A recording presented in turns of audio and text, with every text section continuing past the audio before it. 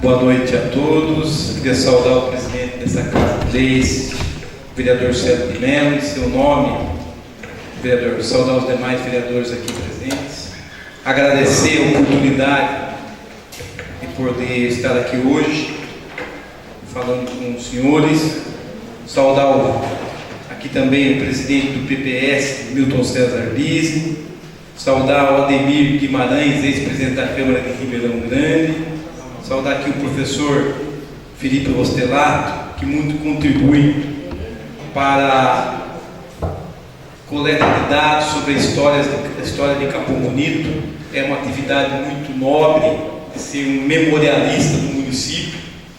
Saudar o público presente, saudar os internautas, os jovens que aqui estão.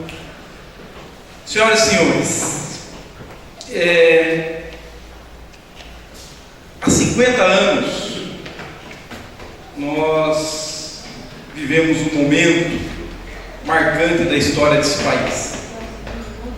E a minha intenção, presidente, foi vir até essa Casa de Leis, que é a casa que representa o povo, é a mais democrática entre os poderes existentes no país, entre o judiciário, o executivo, o legislativo, indiscutivelmente é o mais democrático.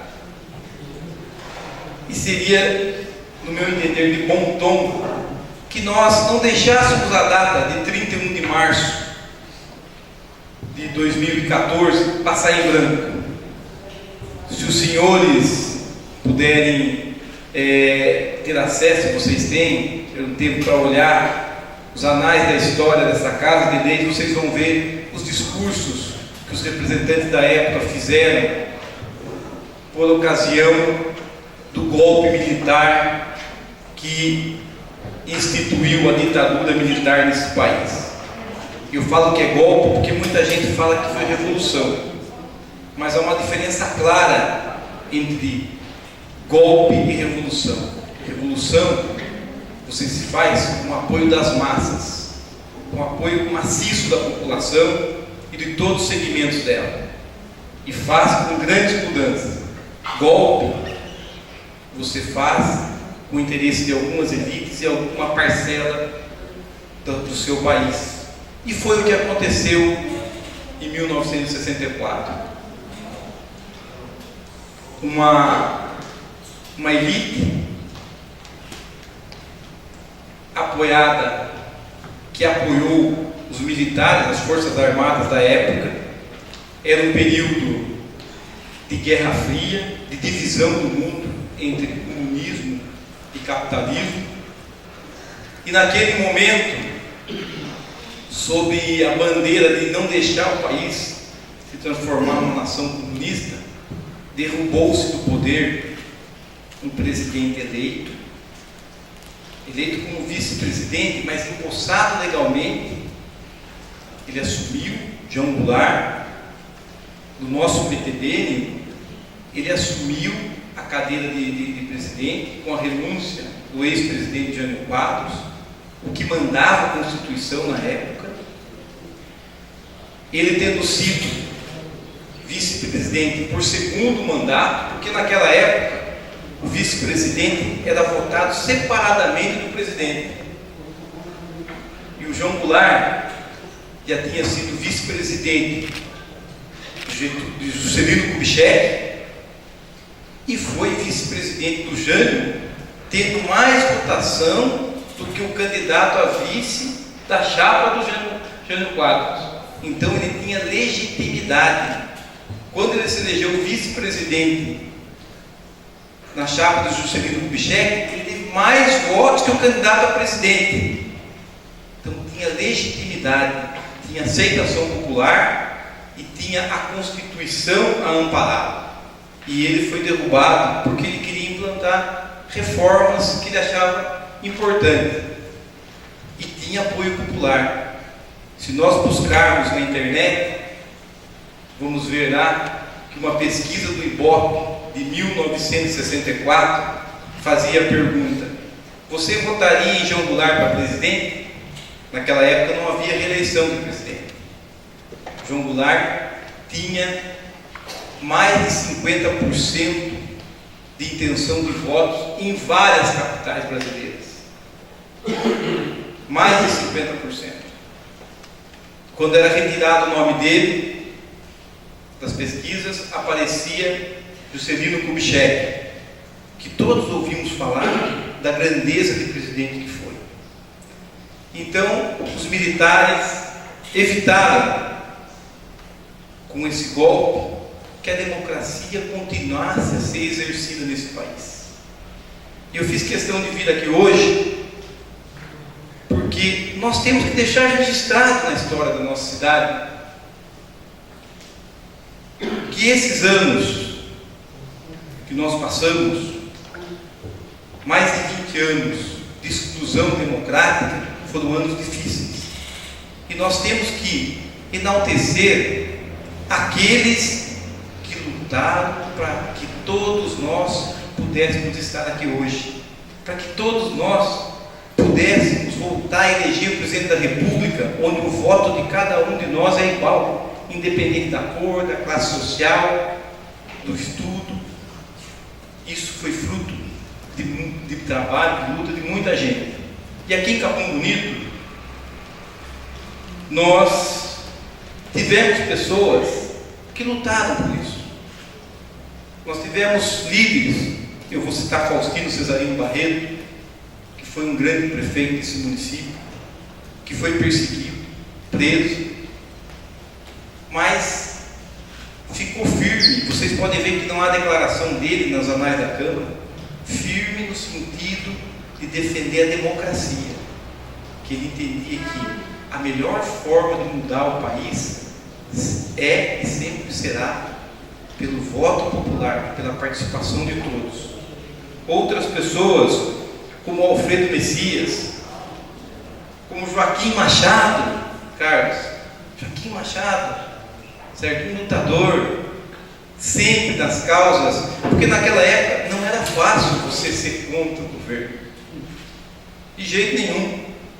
Você ser do MDB, do Manda Brasa, é quase que um atestado, um mandado de prisão. Então, essas pessoas, Carlos Venturelli, que era um lutador da causa, né? E muitos outros jovens, eu cito até meu irmão foi candidato a prefeito, Roque Citadini, em 1972, não porque ele queria, ele foi porque o Faustino Barreto seria o candidato, foi impedido de ser candidato, e ele, com 20 anos, como é que você imagina um jovem de 20 anos ser candidato a prefeito da cidade? Foi candidato para marcar a posição do grupo, sabendo que a eleição era perdida, mas para marcar a posição. Ele, Juraci Braz, Carlos Rodolfo Fadino e tantos outros jovens que naquela época se dispuseram a fazer política, se dispuseram a enfrentar, a colocar em risco até as suas vidas, porque a repressão existia em todos os pontos do país, e Capão Bonito não era diferente. Não foi fácil, não foi fácil. Aí vocês podem perguntar, isso redundou em alguma coisa? Lógico que redundou, não só na luta pela liberdade, que não foi feito por uma pessoa só, mas por todos, mas redundou em amizades. Eu lembro até hoje, que quando a gente assumiu a prefeitura em 2009, eu e o Júlio, nós ficamos com uma grande dificuldade, que era a obra da FATEC. FATEC de Capão Bonito, nós recebemos a informação do pessoal da Fibria, na época DCP, que falou: olha, nós não vamos mais colocar dinheiro na obra, a obra vai estar paralisada. E como é que nós íamos terminar aquela obra, naquele primeiro ano que nós pegamos a prefeitura destruída, sem recursos? E o Júlio entrou alguns dias de licença, eu fiquei como prefeito 10 dias, e por sorte, ou pelo destino, eu fui representar o município numa inauguração de um centro da Sabesp em Itapininga, e estava lá o governador em exercício, Alberto Goldman. Eu fui chegando perto dele e falei: olha, Goldman, que a gente tinha amizade antiga, nós estamos com esse problema. E ele era governador em exercício. Ele falou: me procura semana que vem no palácio, você e o prefeito, e foi conosco o diretor da FATEC. E aí, naquele momento, saiu a liberação para que nós pudéssemos, que o Estado encampasse a obra da FATEC de 4 milhões de reais. E eu fui agradecer o Godinho. Falei: Godinho, não sei como agradecer. Se nas últimas eleições não teve voto em Campo Bonito para deputado, você é vice-governador agora. Ele falou assim: eu não me esqueço que em 1970, alguns jovens de lá e alguns abnegados como Joaquim Machado, para fazer campanha para mim, rodavam material em mimeógrafo e pregavam impostos, para que eu fosse uma voz da oposição na Assembleia Legislativa. Então esse trabalho lá atrás rendeu frutos agora também.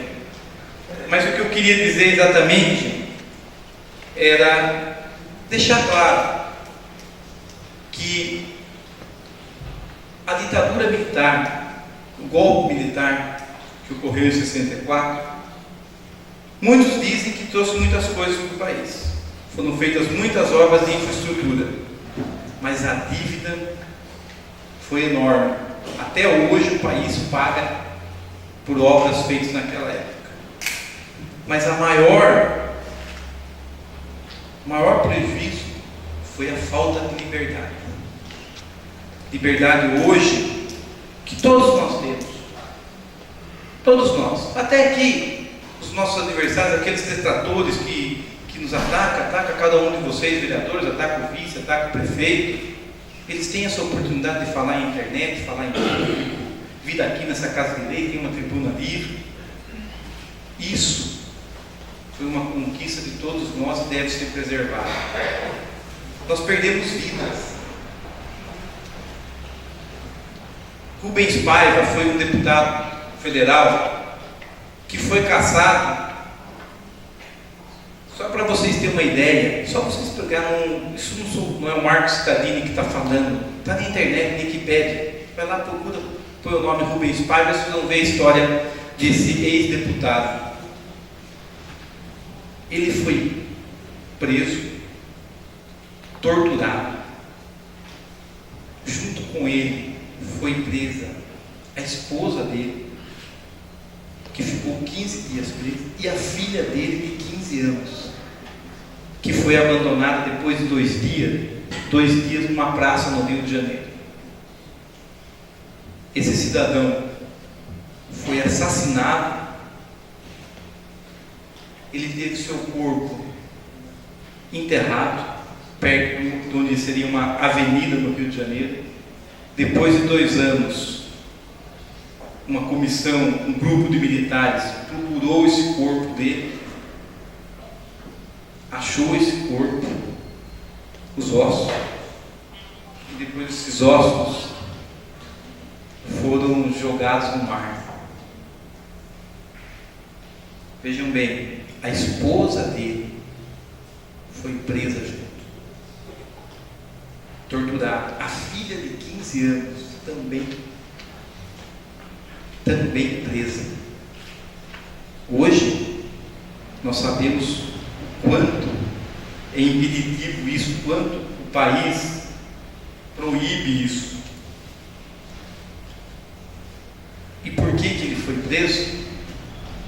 Porque achavam que ele era ligação com um guerrilheiro, e na realidade ele fez uma visita ao Chile para apoiar uma filha de um amigo deputado, ex-deputado, que tinha sido caçado como ele. Ele foi apoiar a pessoa que estava passando por dificuldades no Chile. Por isso ele acabou sendo preso, torturado e morto. E a esposa dele também, e a filha dele também, que nada tinha a ver com isso, nada tinha a ver com o pensamento do pai. Outro caso, Vladimir Herzog, que era um jornalista conhecido, que foi preso e forjaram que ele tinha se enforcado, se suicidado. E ele era de origem judaica. E todos sabem que os judeus, eles não enterram o suicida no mesmo lugar, no cemitério dele. Quando o rabino responsável pela cerimônia foi visitar o corpo, descobriu que ele tinha sido torturado e morto devido a essa tortura, simplesmente porque ele era um jornalista e tinha sido atacado na época por deputados estaduais que pediram providência contra ele, porque ele era um jornalista ligado à TV Cultura. Um dos deputados estaduais, José Maria Marinho, que pediram uma punição contra ele. Os seus irmãos judeus enterraram ele ineptamente no centro do cemitério, para mostrar que ele tinha sido assassinado e não se suicidado, mostrando ali que a ditadura militar estava no seu caminho errado, como estava, e muito estava, claro que estava, a história julgou. Então, senhoras e senhores, eu estou aqui para não deixar passar em branco essa data, para reverenciar aqueles que lutaram, que perderam a vida e que fizeram um esforço enorme para que nós pudéssemos ter aquilo que é mais importante na vida política. E é importante você fazer política. E aqui nós temos pessoas que fazem política com P maiúsculo. A política com liberdade de expressão. Até mesmo no nosso mesmo partido interno nós temos divergência de opiniões. E é assim que tem que ser. Eu tenho que conquistar o meu opositor mostrando que aquilo que eu estou propondo é melhor do que a tese dele. Ou eu tenho que me vergar a tese dele e aceitar a tese dele. Isso é democracia. É isso que nós temos que exercer. Então, vocês dão um exemplo magnífico nessa Casa de Leis.